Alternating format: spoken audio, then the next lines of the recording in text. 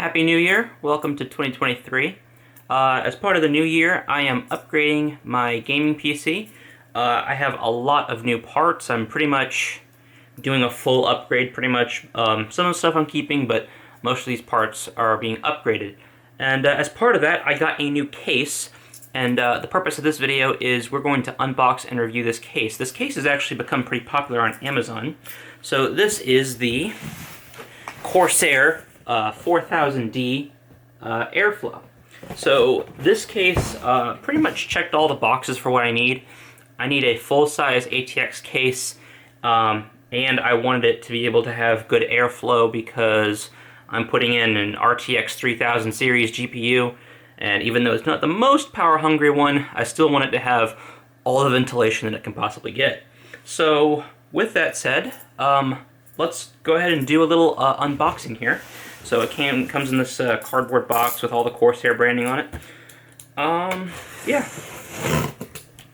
So this case actually can be had on sale fairly frequently. I got mine from Newegg's eBay page, and I paid $90 for this one. I paid $90. I believe it's normally around $100 to $110. So if you can get it on sale, it's a great price. Now, it's kind of more of a premium case. It's not your, budget case, obviously. So something like an NZXT H510, you could probably get that for $60. It's a little bit smaller, a little bit more cramped to build in. Probably doesn't have some of the other bells and whistles. I forget what it has in terms of front panel connectivity, but for the extra $30, I got something a little bit more premium, and I was happy to do it. Also, it comes with, I believe, 2 fans are included. We'll see. I hope they're 4-pin fans. But let's unbox it, and I will show you all about it and what comes with it. Let's see. All right. So, oh boy. Oh boy.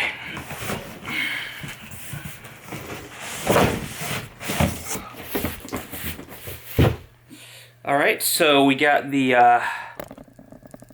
styrofoam on it. Oh wow, I just got a static shock. Good thing there's no PCBs in here. Alright, styrofoam can go in the box. Okay, so there we go. Corsair 4000D. There is the 5000. I believe it's slightly bigger, and it's made to accommodate eATX or extended ATX motherboards, like the Threadripper motherboards, or like older Intel HEDT motherboards. That could actually, I'm not sure if that's 5000D or 7000D. You'll have to check behind me. It's one of those. This one is more for just standard ATX motherboards. Comes with this nice little instruction booklet, but I'm familiar with PC cases, so I probably won't be needing it. Let's get this plastic off. Okay, hope everyone had a good new year. Hope everyone's ready for 2023. I'm excited to see all the new computer hardware that's going to be released. I'm also going to discuss, I got a lot of new videos planned to discuss, including my internship that I got, as well as a couple job interviews I had that I think people might be interested in. If you're interested into the semiconductor industry or wanting to design chips, I think you'll be quite interested in them. So stay tuned for those, because I think they're going to be sweet. Alright, so on top here, we have just a little piece of scotch, or paper tape. I forget what this is called. Not scotch tape, but something like that. Take that off. It's the purpose of that tape was to keep this magnetic dust filter on. So as you can see right there, that's keeping our top vents here free of dust. Oh, that's supposed to be on there. Okay, so this little yellow piece here, it's a little handle to peel it off with if you want. That's right there. Use the yellow thing. Whoop, there you go. Okay, cool. All right. So let's start off with first things easiest first. Front panel connectivity. We have our power button. We have a USB-A it's yellow. I'm not sure what that means. I think it's a USB 3.2, maybe? It's at least 10 gigabytes a second, probably more. I'm not entirely sure. USB-C headphone microphone combo, and then a reset button. So that's your front panel stuff. Not a lot of USB ports on there, unfortunately. We have the side panel. As is customary, I need to do the peel, right? Yeah. Ooh. Check that out. That's a very satisfying peel, actually. I like that.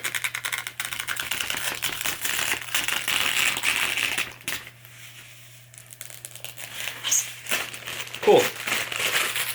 Very cool. All right. Oh, this front panel, this vent on the front can come off.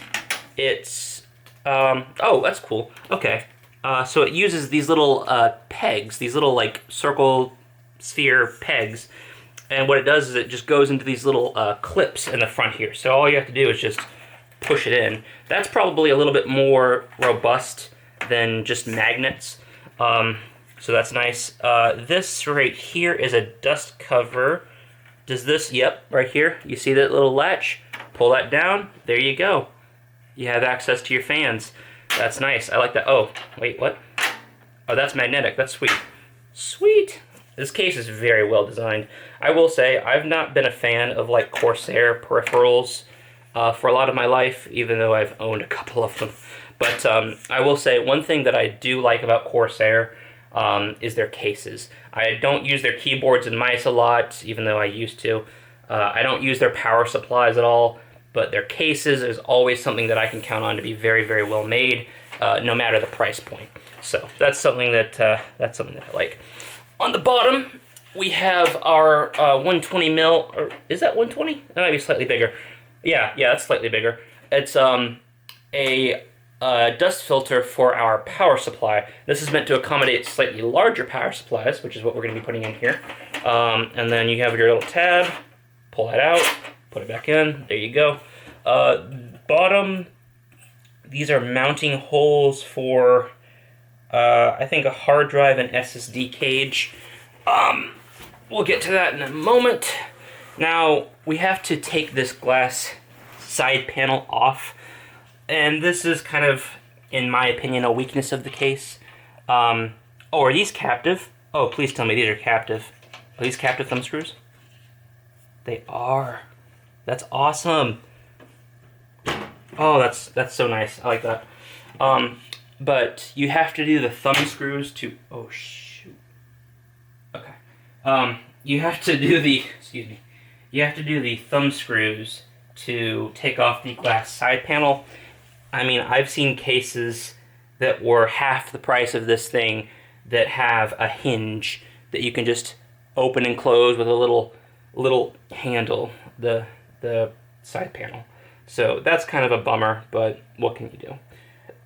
Okay, so we have one fan here in the back as an exhaust fan, and then we have one fan in the front here as an intake. I can confirm these are both 3-pin fans, so they don't have a PWM controller, so they're going to be running full tilt all the time, unfortunately. Now, in terms of the case itself, looks like we have plenty of room. You can accommodate up here, it looks like I want to say this looks like a 360 millimeter radiator, if you want to water cool. You could also do a 120 in the front if you wanted to. Actually, no, this bottom part right here, this little latch comes off. I actually think you could do a 360 in the front as well if you wanted to. And then, of course, in the back, you could do, if you had a 120 millimeter radiator, you could do that as well. So lots of room for water cooling. This case, I don't know if it has enough room for a custom loop, but I don't know enough about water cooling to say that for sure. I don't recommend custom loop water cooling. I don't endorse it. It's just too risky. But if it's something that you're into, this case I'm pretty sure could accommodate it as long as it's reasonable. The standoffs in here look good. I see 1, 2, 3, 4, 5, 6, 7, 8, 9 standoffs. We also have this one protruding one in the middle that you can use to rest the motherboard on while you're screwing it in. Nice to have, of course. These, I think, I can't tell if these are brass or not, but they seem perfectly fine and normal. We need to see the accessory packet. And then you have, these are great in the back here. I've been kind of vocal about how I hate those PCI Express brackets that you have to like twist off, that are like part of the case that you have to break. These are kept in with thumb screws, so you can just easily remove them, and then if you want to sell your case later on down the road, you pop them back in, screw them back in, and you're good to go. So that's very nice, love it. Oh, this is neat. I actually didn't know this when I bought it. We have a slot here for a vertical GPU. It has to be a 2-slot size GPU, so you're kind of limited on your choices there. But that's great. I like that. That's nice. I like having the option, of course. So that's really cool. Okay, so that's kind of the front and back of the case. Let's get, or excuse me, that's the front and the inside of the case. Let's get to the back and see what we have in terms of cable management. This backside panel, again, just uses captive screws, and it just kind of lifts out like that. There we go. Okay. Oh, okay. So we have some Corsair Velcro used to keep all of our cables in place. So you'd probably be running your 24-pin cable up through here. We have our SSD, 2.5-inch SSD mounts in the back here. I'm not using a 2.5-inch SSD in this build, but if you are, you got 2 slots for that. Down here, we have 2 slots for 3.5-inch hard drives. We also have, what is this now?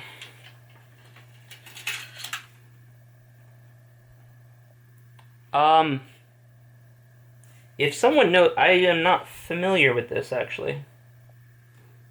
It kind of reminds me of like a SAS cable, but I'm not sure what it is. Here, let me get a close-up of the camera here. If someone could tell me what this connector is, my camera would focus.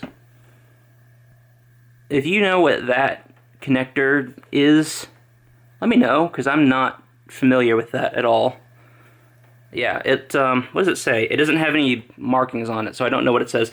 It might be a plug for like a fan controller, maybe? I'm not sure, I'm just not familiar with that. But we have all of our other necessary cables as well. One thing that should be noted is if you don't use any hard drives, I do, I still have some data on some hard drives. This hard drive cage is removable, so you can take it out and have plenty more room for all of your power supply cables if you want that. And then in this top little slot here, these cables are in the way, unfortunately. Pull those out, there we go. We have our accessory packet. So let's see what we have in here. And I like how they put it in the slot like an actual hard drive. That's pretty cool. It even has the holes inside, so they're mounting it like a hard drive. That's really cool. Props for that. Toolless hard drive cages. Love to see them. These are even coming to like lower end cases. Cases have come a long way since I started building computers, and that was only like, 8 years ago or something like that. Yeah, it's been a while, but we've come a long way, which I like. Alright, so let's take a look at our accessory box, which should kind of round off our review of the case. Kind of loving it so far. Oh, I should mention, I didn't point this out, but I'm feeling kind of pedantic here. On the bottom, we have our feet. These are gray feet with rubberized standoffs, so it's going to grip to your desk or whatever you're putting it on quite nicely. Accessory box. Let's go ahead and get to this. Open that up, and we have an additional Corsair Velcro tie. Very nice. Okay. So this bag has zip ties, and then all of the screws and washers that you're going to need. So I'm seeing at the bottom here, these are screws for fans, and then at the back side we have a couple extra standoff inserts for screwing in your motherboard. I think the 9 that was included in the case should be plenty for me. But if you have an especially large or heavy motherboard, you got a few extras of those. I see a couple screws for... those look like... Those look like just replacements if some of the case screws that are holding these panels together fall off, because a lot of these panels are detachable, so these look like just replacements. I see. Okay. Replacements for the captive thumb screws is always nice. Love to see that. So that's pretty much all of the screws that you'll ever need. Actually, a very substantial amount. Good job on Corsair for including all those. And then, 2 more of these Velcro straps. So you get 3 additional Velcro straps. Very nice. And that's it. So that's really about it. That is an overview of the Corsair 4000D Airflow. I gotta tell you guys, I kind of love it. It's not too big. I thought it was going to be a little bit bigger. It's not that big, which is good. I don't want something that's, you know, monstrous on my desk. Love the power supply shroud. Love keeping that separate. It's vented, which is nice, like that. Everything about it is so modular and fantastic. I like how the fans included are black, because my motherboard is going to be black once I show that to you. So we're going to have kind of a black and white color scheme. It's going to match. It's going to look great. I love the aesthetics of it. The glass side panel is gorgeous. So if you want a case, now obviously, like I mentioned kind of earlier in the video, this is a little bit more step up from a budget case. So if you want something a little bit more premium with a few features, you know, a budget case is probably going to be in the neighborhood of $50 to $60. I got this for $90. I think that's a good price and it's worth it. If you're really tight on the budget, I think the case is probably something you're going to skimp on. But if you want something that's quite nice, I would recommend this. It also comes in black. It's like all black. There's no gray or white. It's just, the entire thing is just black. I'll have a link to this on Amazon or Newegg down in the video description if you want to go check it out. But yeah, let me know what you guys think. From what I could tell, it's a pretty popular case. A lot of people have built in it because a lot of people leave reviews on it. But I'm quite satisfied. So let me know what you guys think down below. Thank you so much for watching. Have a happy new year. Can't wait to make some more videos for y'all. And we'll see you next time.